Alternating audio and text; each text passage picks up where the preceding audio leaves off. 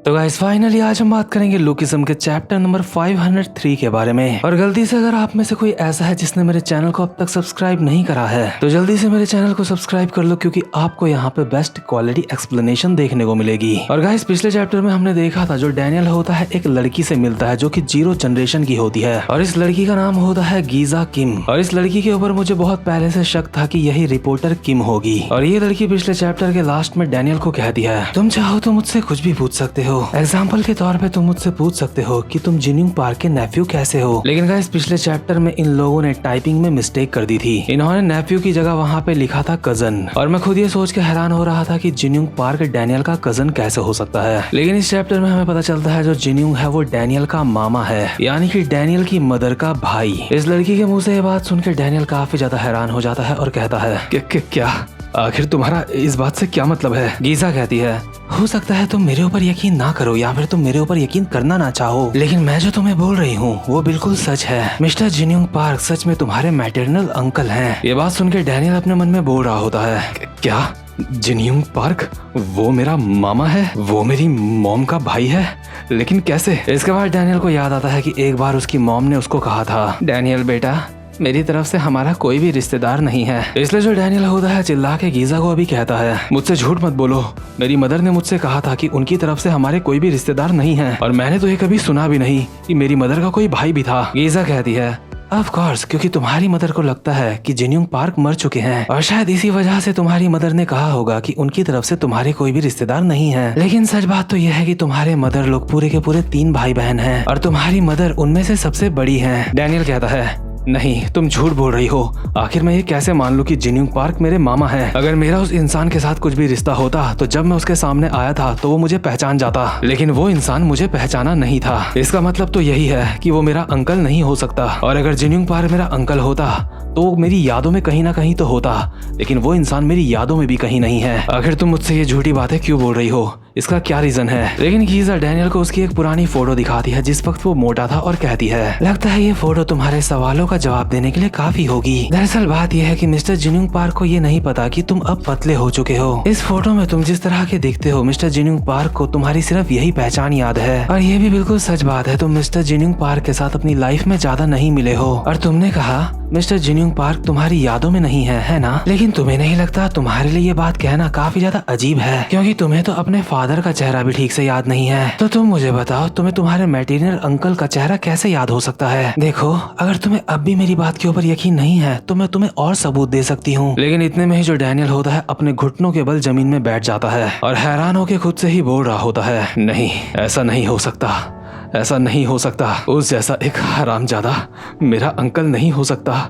क्या इसका मतलब यह है कि मेरे अंकल ने मुझे टॉर्चर किया था। डैनियल अभी यही सारी बातें अपने मन में सोच रहा होता है कि उसका खुद का अंकल उसे इतना गंदा टॉर्चर कैसे कर सकता है। लेकिन इसके बाद गीजा डैनियल को थोड़ा सा रिलैक्स फील करवाती है और एक जगह पे आराम से बैठाती है और डैनियल को कहती है तो तुम अब कैसा महसूस कर रहे हो, क्या तुम्हें अब अच्छा लग रहा है। डैनियल अभी एक जगह पे बैठा हुआ होता है और कहता है माफ करना मैं थोड़ा सा जज्बाती हो गया था। गीजा कहती है अरे कोई बात नहीं, मैं जानती हूँ सच जान के तुम काफी ज्यादा हैरान हो गए थे, लेकिन देखो अगर तुम्हें और भी कोई सवाल पूछना है तो तुम मुझसे पूछ सकते हो। डैनियल कहता है अच्छा तो ऐसी बात है तो मुझे बताओ आखिर इस वक्त हम है कहाँ पे। गीजा कहती है ये एक ऐसी सीक्रेट जगह है जो हमने चार्ल्स चोई को पकड़ने के लिए बनाई है। डैनियल कहता है अगर ये इतनी ज्यादा सीक्रेट है तो मैं यहाँ पे कैसे आ गया। गीजा कहती है डैनियल अगर तुम्हारी जगह कोई और इंसान होता तो हम उस इंसान को कभी भी सीक्रेट जगह में आने नहीं देते, लेकिन क्योंकि ये तुम हो डैनियल इसलिए तुम्हारा यहाँ पे आने से हमें कोई भी दिक्कत नहीं है। मिस्टर जिन्यूंग पार्क तुम्हारे अंकल हैं और हमारे लिए इतना काफी है। और ये बात सुनकर डैनियल अपने मन में बोल रहा होता है लगता है अब मुझे समझ आ रहा है कि यूजिन ने मुझे यहाँ पे क्यों भेजा था। इसका मतलब यूजिन को पहले से पता था कि जिन्यूंग पार्क मेरा अंकल है और क्योंकि जिन्यूंग पार्क मेरा अंकल है इसलिए मैं जर्नलिस्ट किम से यहाँ पे मिल पाया हूँ। और जर्नलिस्ट किम एक ऐसी लेडी है जिन्हें काफी समय से कोई भी नहीं ढूंढ पाया। इसका मतलब वो बात सच थी, जैसा कि यूजिन ने कहा था ये काम मेरे अलावा और कोई नहीं कर सकता था। डैनियल अभी यही सारी बातें अपने मन में सोच रहा होता है और डैनियल की नजरें बिल्कुल गीजा की गर्दन के नीचे होती हैं। बट डैनियल वहाँ पे देख नहीं रहा होता, वो तो बस अपने ख्यालों में खोया हुआ होता है। इतने में ही गीजा डैनियल को कहती है, डैनियल आखिर तुम क्या देख रहे हो? वही जो विंजिन होता है अपने मन में बोल रहा होता है, इस डैनियल हरामजादे को देख के मुझे काफी ज्यादा जलन हो रही है, मुझे भी वहाँ पे जाके उस लड़की से बात करनी चाहिए। इतने में ही जो डैनियल होता है विंजिन को देख के कहता है, लेकिन आखिर उस लड़के का क्या, वो भी तो मेरे साथ यहाँ पे आ रखा है, आखिर आपने उसको यहाँ पे क्यों आने दिया? गीजा कहती है, नहीं कोई बात नहीं, उसके यहाँ पे आने से कोई भी दिक्कत नहीं है, क्योंकि मुझे पता है वो कोई ऐसा इंसान नहीं है जो चार्ल्स चोई की साइड लेगा। और ऊपर से अब अगर हमारे बारे में बाहर दुनिया को पता चल भी जाता है तो इससे हमें ज्यादा प्रॉब्लम नहीं होगी। दरअसल ऐसा भी कुछ है जो तुम्हारे इस दोस्त को सुनना चाहिए। तुम्हें पता है चार्ल्स चोई ने सिर्फ एक इंसान को जान से नहीं मारा है। और गीजा जब ये बात बोल रही होती है उस वक्त हमें एक हल्की सी झलक दिखाई जाती है जिन्मू जिन की। गीजा की बातों से तो ऐसा लग रहा है जैसे चार्ल्स ने जिन्मू जिन को भी जान से मरवाया है। बट आपको बता दूं ये कोई पक्की बात नहीं है, बट गीजा की बातें इसी तरफ इशारा कर रही है। इतने में ही जो डैनियल होता है कहता है,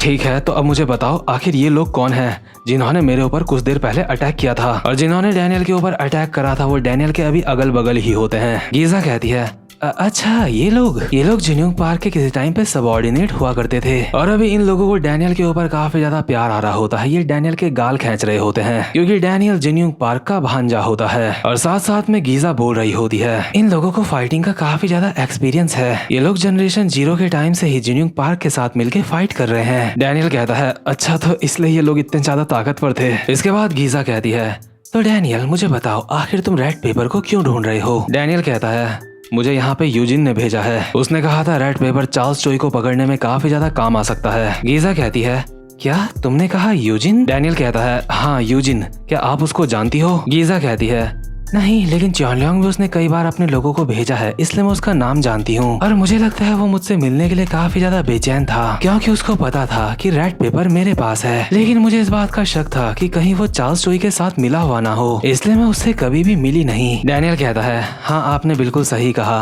पहले यूजिन चार्ल्स के साथ मिला हुआ था, लेकिन ये बात पक्की है कि अब वो दोनों अलग हो चुके हैं। यूजिन अब चार्ल्स चोई के खिलाफ जा चुका है क्योंकि चार्ल्स चोई अब 4 बड़े ग्रुप्स को खत्म करना चाहता है। गीजा कहती है, अब मुझे समझ आ रहा है कि यूजिन चार्ल्स चोई को क्यों हराना चाहता है। डैनियल कहता है, वैसे रिपोर्टर किम ये रेड पेपर आपके पास कैसे आया? रिपोर्टर किम कहती है, जब तेजिन चियोन किडनैप हो गया था और शामन का घर जला नहीं था, मैंने वो रेड पेपर वहाँ से उस वक्त चुरा लिया था और उस रेड पेपर की जगह वहाँ पे एक नकली रेड पेपर रख दिया था ताकि चार्ल्स चोई को इस बात का शक ना हो कि रेड पेपर अब भी मेरे पास है। और जरूर जो मैंने वहाँ पे नकली रेड पेपर रखा था चार्ल्स चोई ने उसको जला दिया होगा। इसके बाद डैनियल कहता है, ठीक है रिपोर्टर किम, अब मैं सीधा मुद्दे की बात करता हूँ, प्लीज आप ये रेड पेपर मुझे दे दो। यूजिन इस वक्त चार्ल्स चोई को पकड़ने के लिए काफी सारे सबूत इकट्ठे कर रहा है और अगर एक बार रेड पेपर उसके हाथ आ जाए तो चार्ल्स चोई भी खुद को नहीं बचा पाएगा। अगर आप मुझे ये रेड पेपर दोगी तो मैं ये रेड पेपर जाके यूजिन को दे दूंगा और इसी के साथ साथ हम मिलके चार्ल्स चोई की कहानी को खत्म कर देंगे। लेकिन इतने में ही रिपोर्टर किम यानी कि गीजा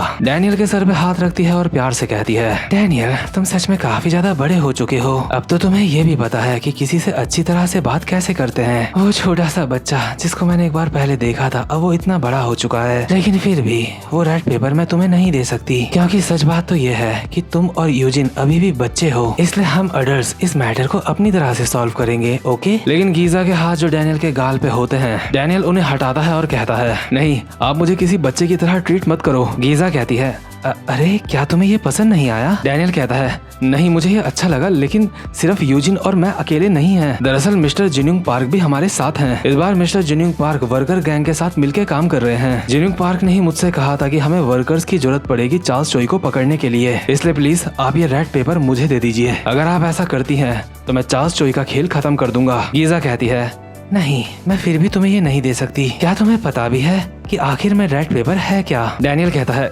क्या? नहीं मुझे नहीं पता। गीजा कहती है, रेड पेपर चार्ल्स की जितनी भी संपत्ति है उससे रिलेटेड है। आसान शब्दों में रेड पेपर का बहुत ही गहरा रिश्ता है यामाज़ाकी क्लैन से, और अगर ये रेड पेपर दुनिया के सामने आ जाता है तो चार्ल्स चोई को कानूनी तौर पे काफी बड़ी सजा मिल सकती है। साथ ही साथ में उसकी जितनी भी संपत्ति है उसको जब्त कर लिया जाएगा और इसी वजह से चार्ल्स चोई की ये रेड पेपर बहुत बड़ी कमजोरी है। इसलिए अगर मैं ये रेड पेपर तुम्हें दे देती हूँ तो इस वजह से तुम्हारी जान को खतरा हो सकता है, इसलिए मैं इतनी खतरनाक चीज तुम्हारे हाथ में नहीं दे सकती। डैनियल चिल्ला के कहता है, लेकिन यूजिन ने मुझे ये रेड पेपर लेने को भेजा था यहाँ पे। गीजा कहती है, तुम उस बात की चिंता मत करो यूजिन, वो बच्चा काफी ज्यादा समझदार लगता है। उसके बारे में जानने के लिए मैं भी काफी ज्यादा क्यूरियस हूँ, इसलिए ये रेड पेपर मैं खुद उसके पास लेके जाऊंगी। इसके बाद सीन शिफ्ट होता है और हम देखते हैं एक घर का सीन, जहाँ पे बैठा हुआ होता है यूजिन और यूजिन के पीछे खड़े होते हैं the one and only manager Kim. Eugene manager Kim को कहता है आखिर इस वक्त वो लोग कहाँ पे होंगे। मैनेजर किम कहते हैं लगता है वो लोग यहाँ पे जल्दी ही पहुँचने वाले हैं। इतने में ही हम देखते हैं यहाँ पे स्टीव हॉन्ग और सोफिया भी पहुँच जाते हैं और उनको देख के यूजिन कहता है तुमने सही कहा, देखो वो लोग आ गए। चेयरमैन ग्योंग हॉन्ग, आपसे मिलके मुझे काफी ज्यादा खुशी हुई। और भले यूजिन स्टीव का नाम कुछ और बोल रहा है, लेकिन मैं उसको स्टीव ही बोलूंगा। हम देखते हैं स्टीव के साइड से यहाँ पे एक औरत भी चलते हुए आ रही होती है, जिसका नाम होता है गांगमी चोई और ये लड़की हैदर की मदर होती है। और जिसको याद नहीं कि हैदर कौन थी, उसको याद दिला देता हूँ। हैदर हमारे एली जैंग का सच्चा प्यार होती है जो मर गई थी। लेकिन साथ ही साथ में नोटिस करने वाली बात यह होती है जो गैंगमी के पीछे बंदा चल रहा होता है वो होता है मैनेजर नैम। और अगर आपने लुकिसम यूनिवर्स को एक्सप्लोर नहीं करा है तो आप इस बंदे को नहीं जानते होंगे, लेकिन जो लोग मैनेजर किम वाली वीडियोस भी मेरे चैनल पे देखते होंगे वो मैनेजर नैम को काफी अच्छे से जानते होंगे। और मैनेजर नैम भी एक काफी ज्यादा प्रोफेशनल किस्म का बंदा होता है।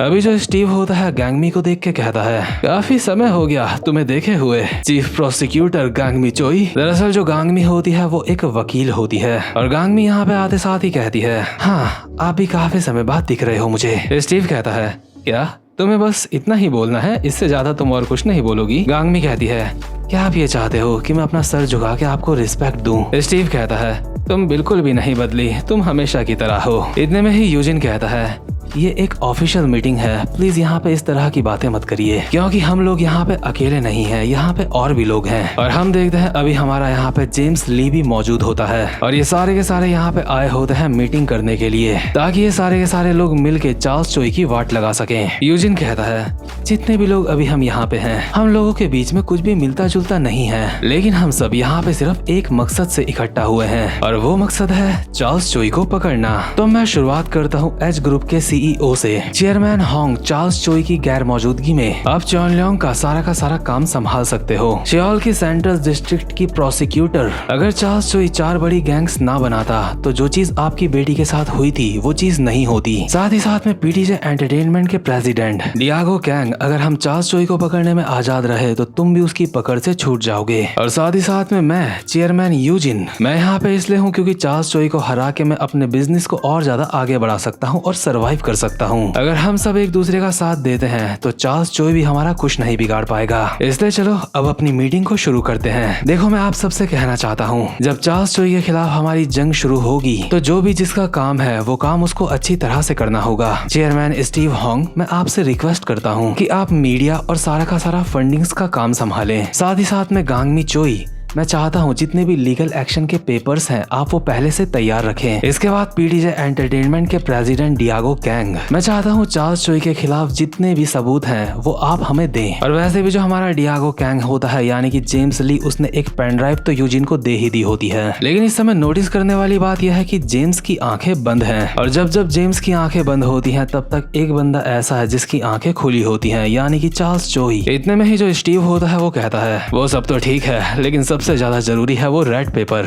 आखिर रिपोर्टर किम यहाँ पे कब तक पहुँचेगी, हमें रेड पेपर की बहुत जरूरत है। यूजिन कहता है आप बिल्कुल भी चिंता मत करो, रेड पेपर अभी सुरक्षित है और जल्द ही वो रेड पेपर बिना किसी दिक्कत के यहाँ पे पहुँच जाएगा। इसके बाद हम देखते हैं रिपोर्टर किम को, जो कि एक वैन में बैठ के यूजिन लोगों से ही मिलने के लिए आ रही होती है और उसके पास एक बॉक्स भी होता है और शायद उसके अंदर रेड पेपर होगा। रिपोर्टर किम अपने मन में बोल रही होती है चार्ल्स चोई, तुम्हारा ये खेल काफी समय से चल रहा है लेकिन अब तुम्हारा अंत आ चुका है। बट इतने में ही रिपोर्टर किम की वैन को एक गाड़ी सामने से बहुत खतरनाक टक्कर मारती है, जिससे रिपोर्टर किम की वैन पूरी तरह से पलट जाती है। इसके बाद सीन शिफ्ट होता है और हम देखते हैं चार्ल्स चोई को, जो खुद को शीशे में देख रहा होता है और खुद से कहता है मैं काफी ज्यादा मुसीबत में पड़ सकता था, मुझे नहीं पता था जो रेड पेपर मैंने जलाया था वो नकली था, लेकिन फिर भी मुझे शक तो था और वो शक मेरा काम आया। मेरे जासूसों ने उस रेड पेपर का पता लगाने में काफी अच्छा काम किया है और एक बार जब ये सारा का सारा मैटर सॉल्व हो जाएगा करेगा। उसके बाद मैं अपने जासूसों को एक अच्छा सा इनाम दूंगा। यूजिन, मेरे जासूस वही लोग हैं जिन्हें तू काफी अच्छी तरह से जानता है। और चार्ल्स चोई अभी बात कर रहा होता है कोजिमा ब्रदर्स की। वही दूसरे सीन में हम देखते हैं गीजा किम की वैन पलट चुकी होती है और गीजा अभी जमीन में पड़ी हुई होती है। और जिन लोगों ने इनका ऐसा हाल करा होता है अभी वो अपनी गाड़ी से बाहर आते हैं और वो लोग और कोई नहीं बल्कि होते हैं कोजिमा ब्रदर्स, जिनका दूसरा नाम गोस्ट स्टोरी ब्रदर्स भी होता है। दोनों कोजिमास आपस में बात करते हुए बोल रहे होते हैं, मैंने बिल्कुल भी नहीं सोचा था वर्कर सच में रेड पेपर को ढूंढ लेगी। फाइनली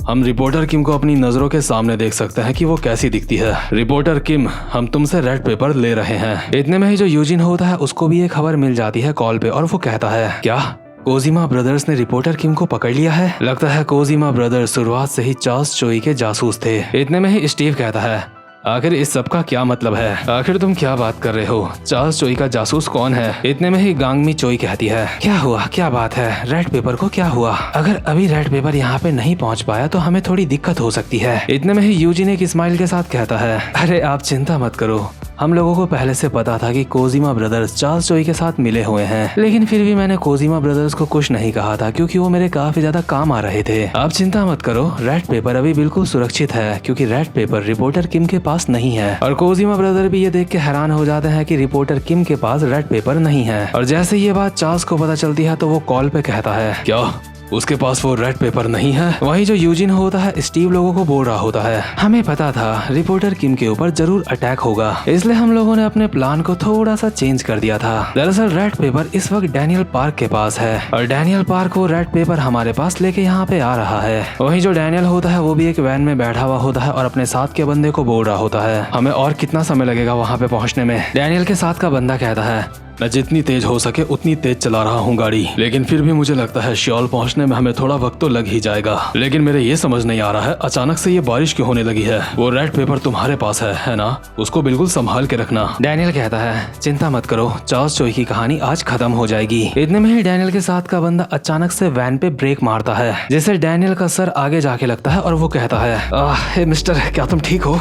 अचानक से तुमने ऐसे ब्रेक क्यों मारा? डैनियल के साथ का बंदा कहता है, प्रॉब्लम वो नहीं है, प्रॉब्लम यह है कि हमारे सामने इस वक्त कोई खड़ा है। और हम देखते हैं इनकी वैन के सामने एक बंदा छाता लेके खड़ा होता है। वही जो चार्ल्स होता है कॉल पे किसी को बोल रहा होता है, मैं जानता था कोजिमा ब्रदर्स के ऊपर यूजिन को पहले से शक था, पहले मैं बस खुद पे शक कर रहा था, लेकिन सच में वो रेड पेपर रिपोर्टर किम के पास नहीं होगा। मुझे पता था ऐसा कुछ ना कुछ तो होके ही रहेगा और इसीलिए मैंने तुम्हें वहाँ पे भेजा है ताकि तुम वो रेड पेपर मेरे पास लेके आ सको। और चार्ल्स चोई इस वक्त बात कर रहा होता है गन पार्क से। हम देखते हैं गन मस्त करके अपनी सिगरेट जलाता है बारिश में और डैनियल जो अभी वैन के अंदर होता है उसको कहता है, डैनियल पार्क, वो रेड पेपर मेरे हवाले कर दे। और इसी के साथ ये वाला चैप्टर यहीं पे खत्म होता है। और यार ये वाला जो चैप्टर था ना, इसमें हमें काफी सारी हिंट्स दी गई हैं जिनके बारे में मैं किसी और वीडियो में बात करूंगा। और मैं चाहता हूँ याद से आप लोग चैनल को सब्सक्राइब और वीडियो को लाइक जरूर से कर लेना ताकि मुझे भी मोटिवेशन मिलती रहे और मैं आपके लिए वीडियोस बनाता रहूं। तो गाइस अब मैं मिलता हूँ आपसे अपनी नेक्स्ट वीडियो में, तब तक के लिए गुड बाय।